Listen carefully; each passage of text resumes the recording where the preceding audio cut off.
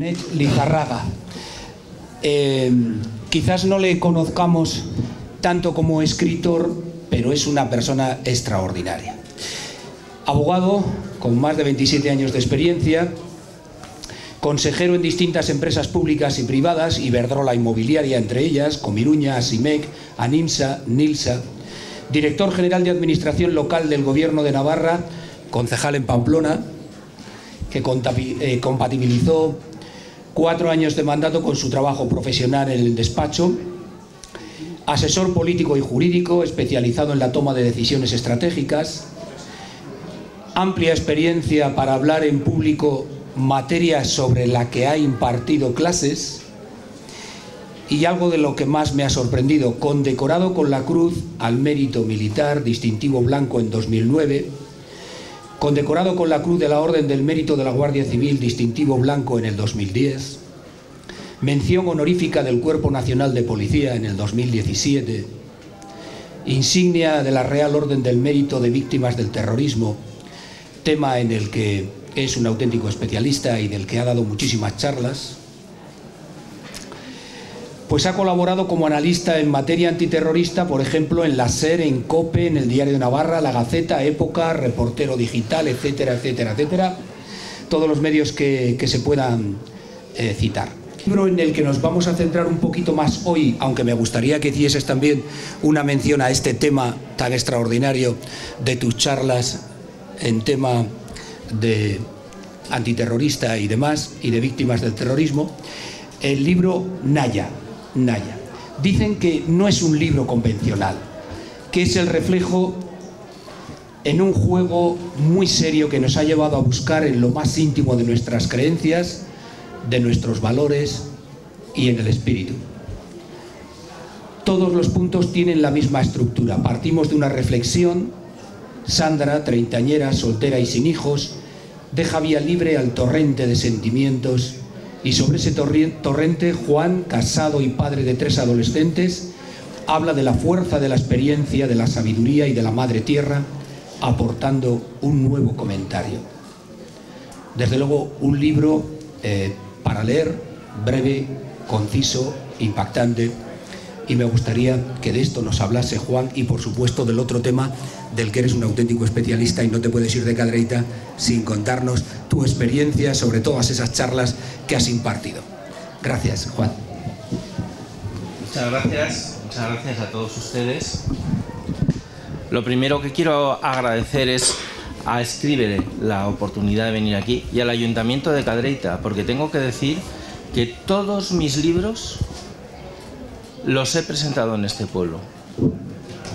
Cadreita ha tenido la sensibilidad de cada vez que he escrito un libro, y han sido libros muy variados, me han invitado aquí la alcaldesa y he tenido la suerte de poder presentarlos aquí. Y eso dice mucho de una localidad de este número de habitantes, de la gente que lo dirige y del pueblo que tiene esa sensibilidad por escuchar estos temas. Cualquiera que haya oído mi currido habrá dicho: ¡oh, qué tío más aburrido! Y la verdad es que sí. Yo sería muy aburrido si no tuviera la posibilidad, el escape de escribir. La vida es muy árida, es muy dura, es muy triste, es muy lenta. Y yo soy romántico, soy soñador, soy idealista, en un mundo en el que esto se está perdiendo. ¿Dónde están nuestros valores? ¿Qué hicieron con nuestros sueños? ¿Qué ha pasado? Naya es un libro que está escrito con Sandra Ireizoz, una extraordinaria escritora joven que ha sido referente contra el maltrato a la mujer, que sufrió gravemente en persona. Tú ves a Sandra y simplemente dices: bueno, tenemos que escribir algo. Tiene esa energía, ese espíritu, esa locura, esa paz espiritual, ese interior, esa bondad que mucha gente lleva dentro, pero que los tiempos que vivimos nos da vergüenza reconocer y mostrar, porque no está de moda. Así que hablamos. Sandra durante mucho tiempo había querido ser madre y yo de repente me di cuenta que ya era mayor, que ya no era el chaval que fui, que mis hijos estaban empezando a ir a la universidad y que me quedaba lo mejor de lo peor. Y decidí que aquello era una oportunidad, como muy bien nos han dicho, una oportunidad para cambiar de chip y aportar experiencia. Hicimos un juego y les recomiendo a todos que jueguen a este juego. Sandra representa esa madre que todavía no es madre, que va a tener un hijo y que sueña, le dice cosas a Naya. A todo esto, esta fantástica idea se nos ocurre justo antes de la pandemia. Y queríamos transmitir valores a ese ser que va a venir y que se va a encontrar con el mundo que nosotros conocemos. Y quisimos mezclar el miedo de una madre primeriza con la experiencia de yo. De repente me puse en el papel de mi abuelo, la persona a la que más he querido, porque el amor de un abuelo es incondicional. Y de repente me gustó el papel. Ella me escribía un mail con un capítulo a la mañana, yo lo interiorizaba, lo pensaba, me lo tomaba muy en serio y cuando ya tenía una conclusión escribía. Con lo cual cada capítulo es un consejo, una experiencia de esa persona joven, luego la visión de una persona mayor, haciendo referencia siempre a el mundo interior, a lo espiritual, a lo que estamos perdiendo. Porque miren, yo estoy ya de ir a Madrid, ponerme el traje, la corbata, estar en, como hemos dicho, en consejos de administración, en juicios, en cosas serias y aburridas hasta las narices. Nos toca vivir, soñar, escribir, sentir. Nos están prohibiendo sentir. Y al escribir se siente. Y al sentir se vive. Es una tontería perder nuestra vida en cosas que en el fondo se pierden en un minuto y no tienen importancia. Lo único que de verdad merece la pena en esta vida es sentir, y yendo más lejos, amar. Y se pueden amar muchas cosas. Se puede amar la historia, se puede amar a la pareja, se debe amar a los hijos, se tiene que amar tu pueblo, tus tradiciones.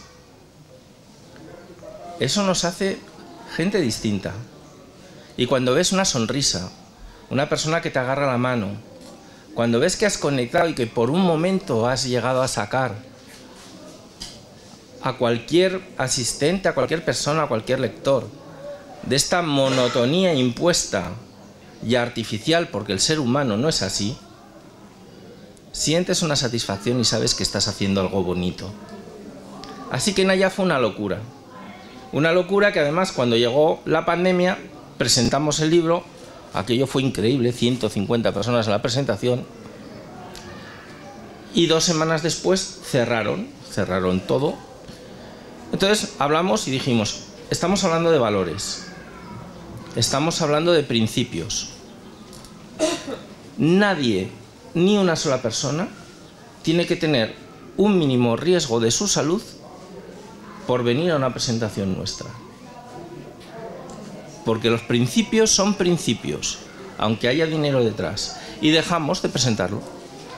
Dejamos de presentarlo hasta que ya nos pusieron la vacuna 114 o esa, la última, ya la gente no se contagiaba, ya 2003. Y en 2003 de repente nos empiezan a llamar. Oye, que habéis hecho un libro que habla de esto, ¿qué tal? Sí, pero bueno, ya lo tenemos, falló, el tema falló. Fue una cosa que... No, joder, a ver si nos podéis dar una charla. Les interesaba más la charla que el libro.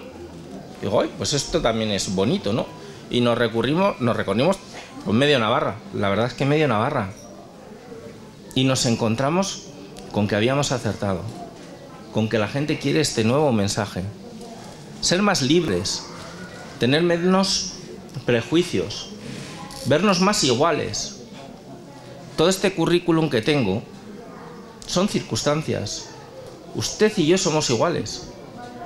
No, no somos iguales. Usted tiene mucha más experiencia que yo y sabe muchas más cosas que yo. Cosas que a mí me gustaría saber y que nunca aprenderé. Y en esa coordinación, en ese hablar, en ese relacionarse, está la clave de la felicidad en el futuro. Eso intentamos decir también en Naya. Ese es el mensaje de Naya. ¿Qué le dirías a un ser que va a venir en este mundo complicado? Que luego se complicó más porque creíamos que después del confinamiento íbamos a ser mejores personas. Y ya saben ustedes lo que pasó. Aquí el ser humano cada vez es menos ser y todavía menos humano. Naya va de esto. Ahora estamos haciendo otro tipo de proyectos. Yo lo que les recomiendo es escribir. Escriban. ¿Cómo voy a escribir yo? No, escriben ustedes los escritores, no. Los escritores la primera vez que escribimos pasamos un miedo escénico o una ilusión increíble que nos lleva a escribir para vencer el miedo escénico. Yo tengo una amiga, Rosa Marina Herrea, que esta escribió un libro que se llamaba Cartas a mi mejor amiga. Digo, pues una pedrada de Rosa María que tiene muchas. Leí aquel libro, esa forma de abrir el corazón, de mostrar su experiencia, que yo había tenido la suerte de oír en algún café. Y dije, qué cosa más bonita. Naya nace un poquito de esos sentimientos. Yo les aconsejo que escriban. Escriban a sus nietos y pídanles que sus nietos les escriban. Escriban a sus amigos y pídanle a sus amigos que se escriban. ¿Se acuerdan ustedes lo que era una carta? Aquello que mandabas un papel, esperabas 3 semanas a que volviera y a las 3 semanas con el sello te llegaba la contestación. Ahí había alma dentro, había alma. ¿Qué hay ahora en los móviles, en los WhatsApp? ¿Qué hay?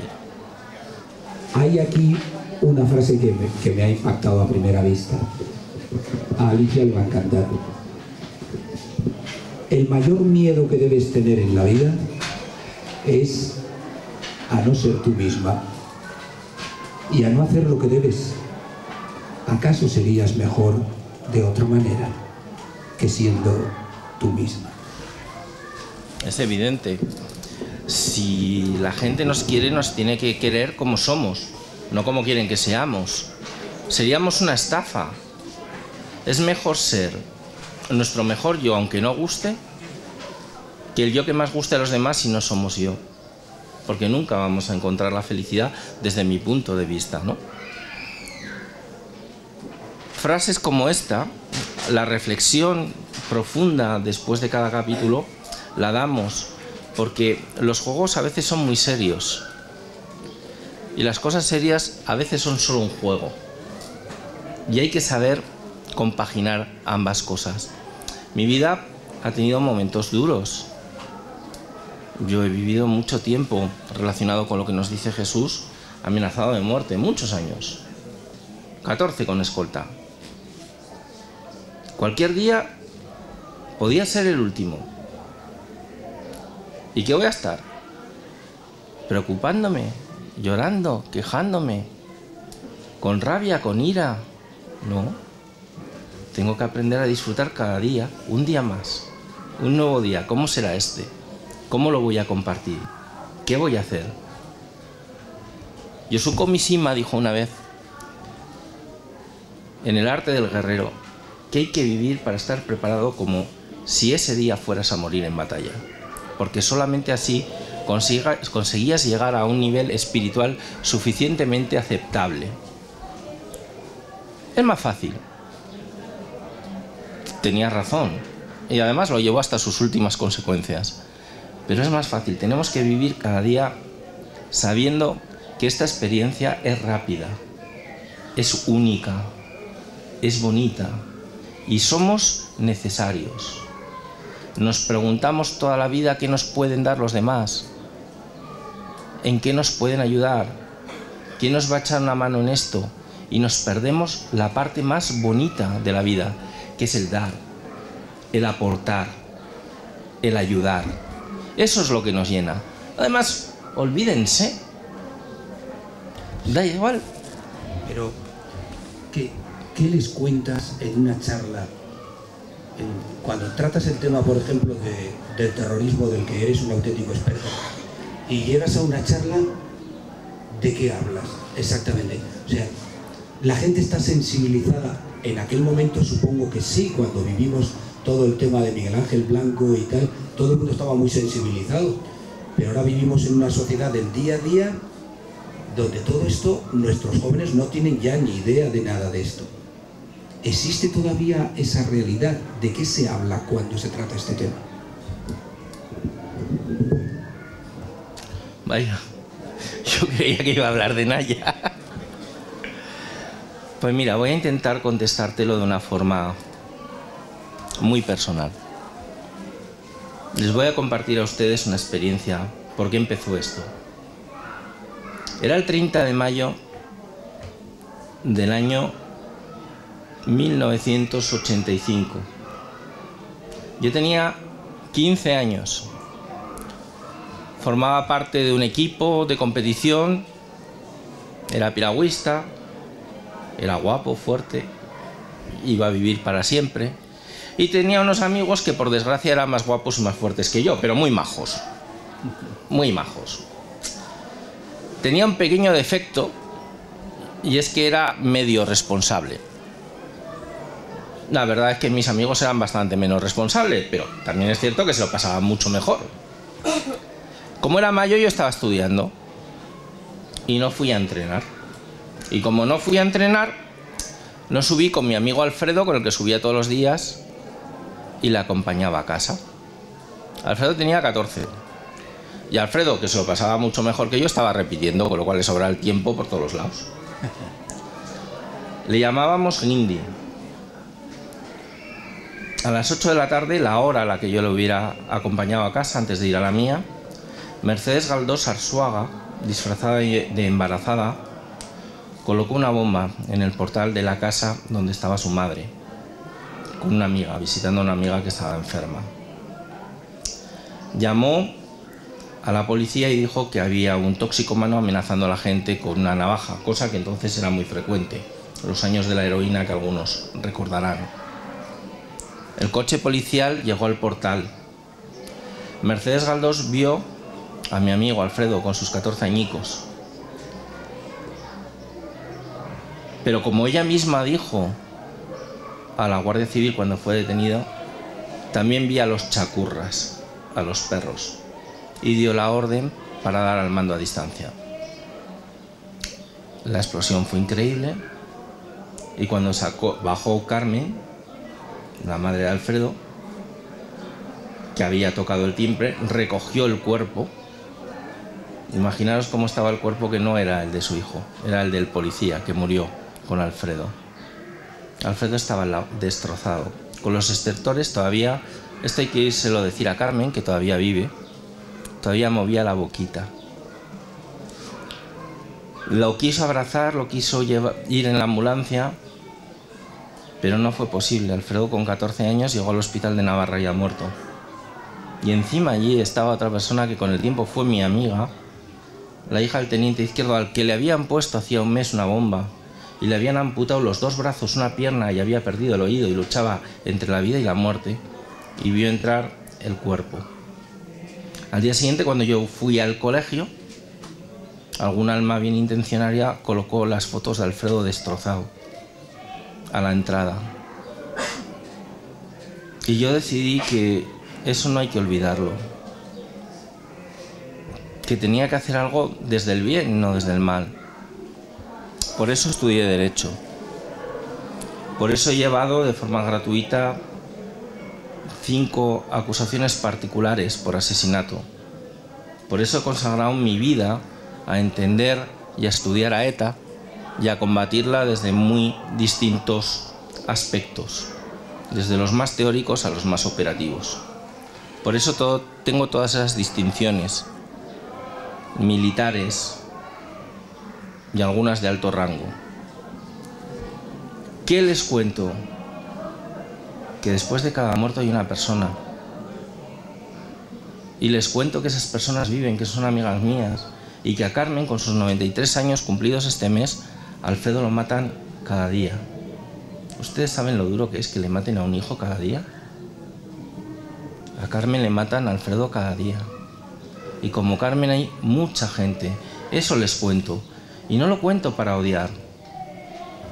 Yo no odio a ninguno de los miembros de ETA a los que he llevado a la cárcel. Nunca, nunca los odiaría. Yo no odio a la gente que me ha hecho daño. Yo no odio a la gente que me persiguió durante mucho tiempo. Eso acabaría con mi libertad. Yo quiero enseñar a no olvidar, pero a que no se repita. Y para que no se repita se tiene que conocer. Y la idea de esos chavales, sobre todo chavales, es impresionante. Yo, si quieres, Jesús, algún día te vengo con víctimas del terrorismo aquí, a una clase. La cara de esos chavales, los críos, los jóvenes, son por esencia buenos. No han oído hablar de estas cosas, pero lloran, sienten, empatizan de forma natural. Si hiciéramos las cosas de forma natural, si los enseñáramos claramente, esta sociedad sería mejor. Porque al final, nos pongamos como nos pongamos, lo que está bien, y lo que está mal, está mal.